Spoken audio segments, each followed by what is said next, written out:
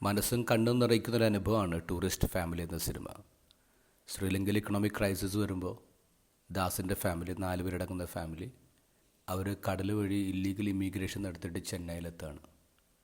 അവിടെ ഒരു കേശവനഗർ കോളനിയിൽ ഒരു താമസം തുടങ്ങുന്നു.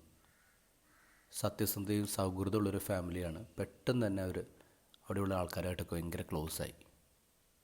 അതിനിടയ്ക്ക് ഒരു ബോംബ് ബ്ലാസ്റ്റുമായിട്ട് ബന്ധപ്പെട്ട് ഈ ഫാമിലി സംശയത്തിന് നിഴലിലായി. പോലീസ് അന്വേഷിക്കാൻ വരുന്നു. ഓരോ വീട്ടിലും കയറി ഇറങ്ങി ചോദ്യം ചെയ്യുന്നുണ്ട്.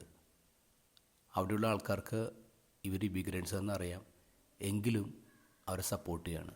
പോലീസുകാരുടെ ചോദ്യങ്ങൾക്ക് ശ്രീലങ്കൻ തമിഴിൽ ഉത്തരം പറഞ്ഞ് പോലീസുകാർ കൺഫ്യൂഷനാക്കാണ്. അതിലൊരു പോലീസുകാരനെ മനസ്സിലാകുന്നുണ്ട് ഇവർ തന്നെയാണ് ആ ഫാമിലി എന്ന്.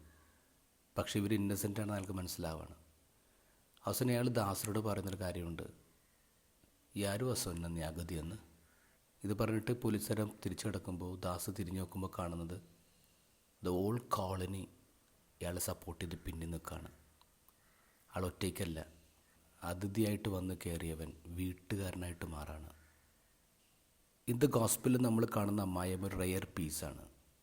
ഒന്ന്, പത്രോസിൻ്റെ വീട്ടിലാണ് അമ്മായിയമ്മയെ കാണുന്നത്. അപ്പോൾ എന്തുമാത്രം അക്സെപ്റ്റൻസ് അവർക്ക് അവിടെ ഉണ്ടാവണം.